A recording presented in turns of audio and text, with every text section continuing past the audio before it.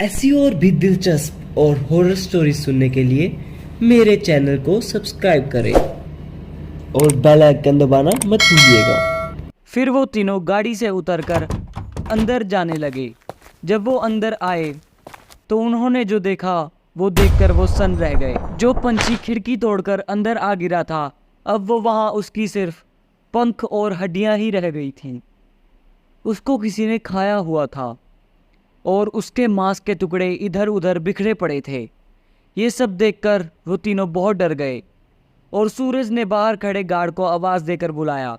Guard भी बिना देर किए अंदर आ गया।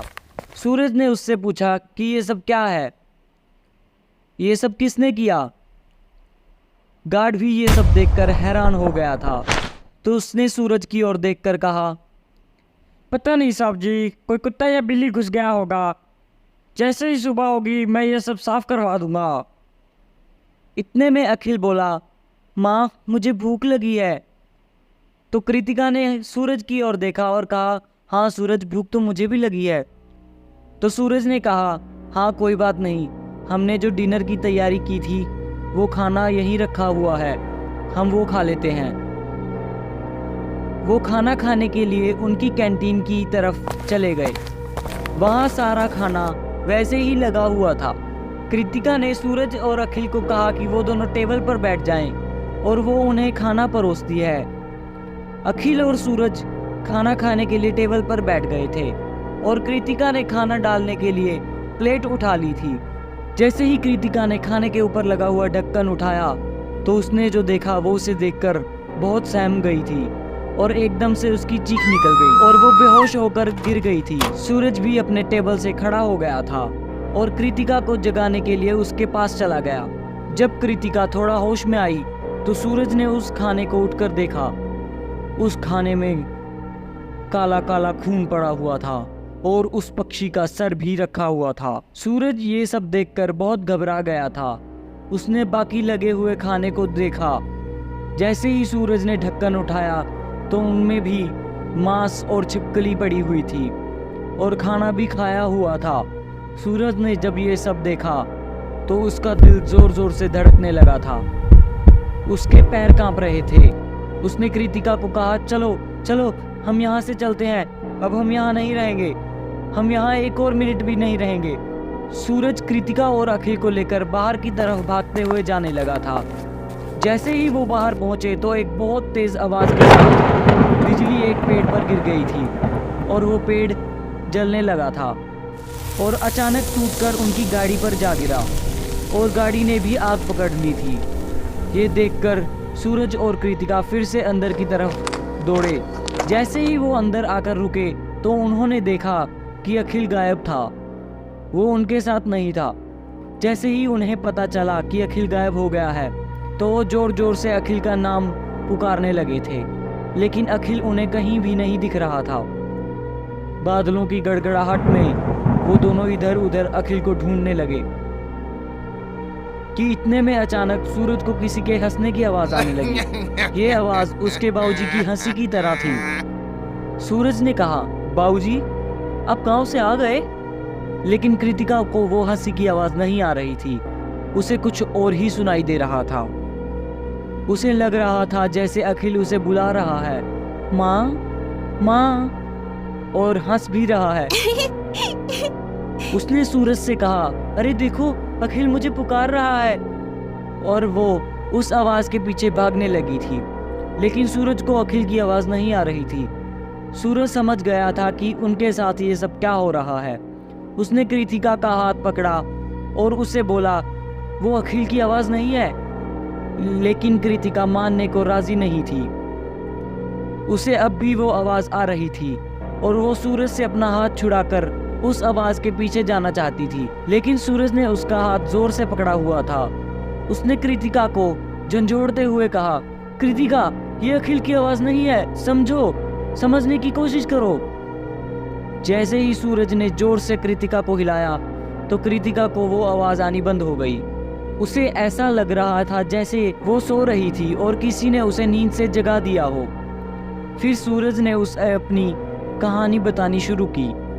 उसने बताया कि जब वो छोटा था तो उसकी माँ उसे उनके परिवार को मिले हुए श्राप के बारे में बताती थी और उसे बताती थी कि कैसे उनके परिवार में ये श्राप लगा था और बताती थी कि कैसे उनके परिवार को ये श्राप मिला था और अगर वो श्राप सक्रिय हो गया तो शैतान जागृत हो जाएगा और अपने मोह जाल में फंसाकर वो इंसानों की रूह को अपने साथ ले जाएगा। कृतिका के तो ये सब सुनकर रोंगटे खड़े हो गए थे।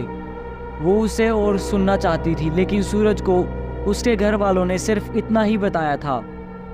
ये सब कहते कहते सूरज ने अपना फ़ोन निकाला और अपने बाबूजी को मिला दिया, लेकिन वो फ़ोन लग नहीं रहा था। सूरज और कृतिका उस फ़ोन के लगने का इंतज़ार नहीं कर सकते थे, इसलिए वो बेसमेंट की ओर उसी कमरे के पास चले गए और वो इधर उधर अखिल को देखने लगे थे।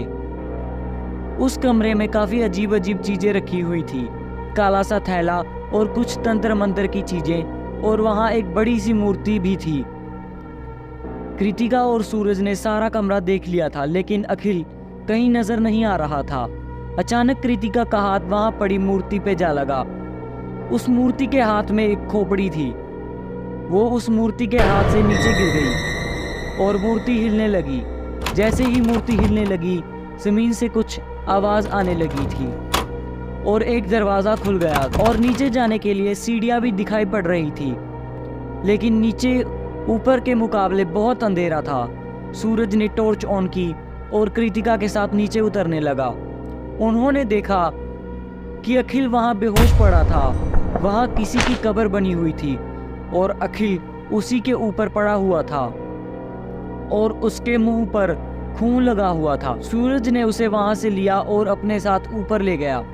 इतने में सुबह हो गई थी और ऐसा लग रहा था कि जैसे सब कुछ शांत हो गया है, लेकिन जो रात में हुआ वो सब सोचकर वो दोनों घबरा रहे थे। सुबह होने के साथ उसके बाबूजी की पूजा भी खत्म हो गई थी और वो शहर के लिए निकल चुके थे और सीधा अखिल की कंपनी में ही आ गए थे। कंपनी में वो सब देखकर वो भी अंदर तक हिल गए थे।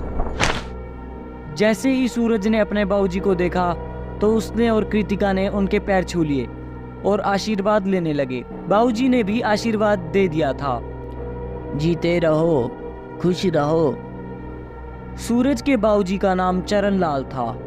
जैसे ही उनकी नज़र अखिल के ऊपर पड़ी तो वो उसकी हालत देखकर घबरा गए और उसके पास चले गए और सूरज और कृतिका को पूछने लगे कि ये सब क्या हुआ, तुम लोग तो हॉस्पिटल में थे, फिर कंपनी में वापस क्या करने आए हो? ये अखिल के मुंह पर खून। सूरज ने कल रात उनके साथ हुई सारी घटना बता दी। चरण लाल ने कहा, मैं कैसे भूल सकता हूँ, इसमें तुम्हारा कोई कसूर नहीं है, सब गलती मेरी है, मुझे तुम्हें सब बता देना चाहिए था। इतना कहकर उसके दादाजी ने अपने बैग में से एक लाल रंग का धागा निकाला और अखिल के हाथ पर बांध दिया और उस पर एक मंत्र पढ़कर गंगा जल का छींटा मार दिया। कुछ देर में अखिल को होश आ गया था और जैसे ही अखिल ने अपने दादाजी को अपने सामने देखा तो वो बहुत खुश हो गया था और अपने दादाजी के गले जा लगा। दादाजी ने भी उसे बहुत प्यार दिया और कहा, फिलहाल हमें यहाँ से जाना होगा, चलो घर चलते हैं और वहीं आगे की बात भी कर लेंगे। और इतने में सूरज ने किसी को फ़ोन करके दूसरी गाड़ी मंगवा ली थी। वो चारों उस गाड़ी में बैठकर घर के लिए निकल चुके थे। कुछ ही समय में वो घर आ गए थे। घर में आने के बाद चरण लाल ने अपनी बहू कृतिका को अखिल को नहलाने के लिए कह दिया था और उसे हवन में से लेके आई हुई राख और गंगा जल दे दिया था और कहा, ये अखिल के नहाने वाले पानी में डाल देना। बहू कृतिका अखिल को नहलाने के लिए ले गई थी। उसने सूरज और कृतिका को भी नहाने के लिए कह दिया था। वो सब आधे घंटे में ही नहा धोकर तैयार हो गए थे और अपने बाबूजी के पास आ गए थे। फिर चरण लाल ने उन्हें सारा कुछ बताना शुरू किया। ये बात करीब 30-35 साल पुरानी है, जब हमारे घर में आखिर क्या था उनके परिवार का सच, कैसे उनके परिवार पर ये श्राप लगा, जानने के लिए देखते रहिए श्रापित बक्सा only on my YouTube channel Way to Paranoia.